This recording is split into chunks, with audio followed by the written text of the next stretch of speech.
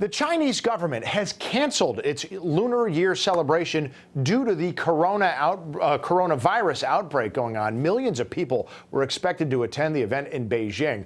Also, the country has quarantined, essentially, the city of Wuhan, a city of 11 million people, in an attempt to stop the spread of the coronavirus in the central part of that country. Airport, train, public transportation out of the region have all been halted as they're trying to prevent anyone from leaving the area. And we're actually seeing some reports that a neighboring city of about 8 million people nearby, according to Chinese media, is having essentially all outdoor activities, businesses closed, things like that. So far, the virus has affected over 500 people in China, 17 of whom have died. The first case of this new coronavirus in the U.S. was confirmed in Washington state earlier this week, a person who came from Wuhan.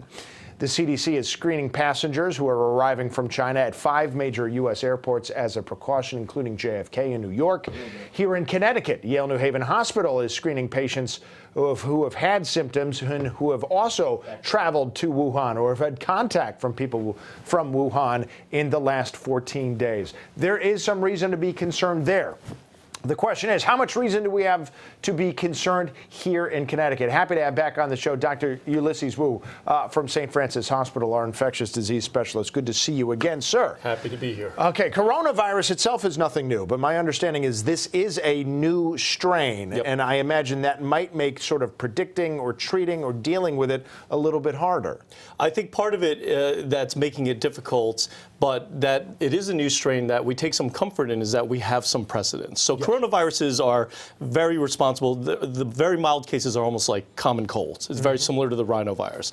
It can cause severe disease, but where our precedents came from was MERS and SARS. So SARS in 2003 and MERS, the Middle East respiratory syndrome, most recently. And so this is the newest. They don't have a name for it, and that's why they haven't identified it before, and that's why they call it a novel coronavirus. Right. Okay, and usually my understanding is coronaviruses start from animals or livestock and they get transmitted to people, but now they're worried that this is going from person to person. Does that sound about right? So coronaviruses do circulate amongst the humans as well. So there are human-specific coronaviruses, but there are also circulating animal coronaviruses that stay within the animal population. And every now and then, it makes that jump. So SARS is a good example. So it was believed to be from something called a civet cat. And so people used to eat the civet cat, and believe it or not, one of the most delicious coffees in the world is actually from civet cat, because they like to eat these beans and it passes through them undigested.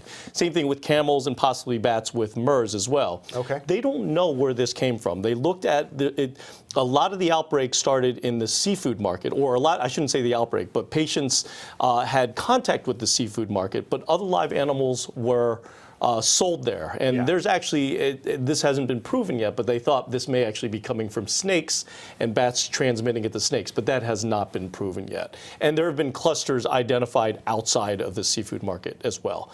But to answer your question, person-to-person transmission can happen. Okay, and to me that seems like some reason to worry, but what I like about what you do, Dr. Wu, you can put things into proportion for us. Are we worrying too much? Are we not enough? I mean, we're still 3,000 miles away from the only U.S. case, which was out in Washington state. Right. I feel like we shouldn't be panicking or anything yet, or at all. We should definitely, what should we be doing? We should definitely not be panicking. And I think what the CDC and the WHO have done is they've put out the precautions, things that we need to look for. Have you traveled from a certain area, or have you been exposed to a certain area in the last 14 days, because the incubation period for this is 14 days, and do you have symptoms that are consistent with it? We, as you mentioned before, Yale has put precautions into place. We have put precautions into place. We're screening patients and travelers and families as well. And real quick, because we're almost out of time, does it surprise you the measures that it looks like China is taking, essentially taking a city bigger than New York City and trying to halt travel in and out? Yes, it's unfortunate it's happening around the Chinese Lunar New Year, which is a big festival for them.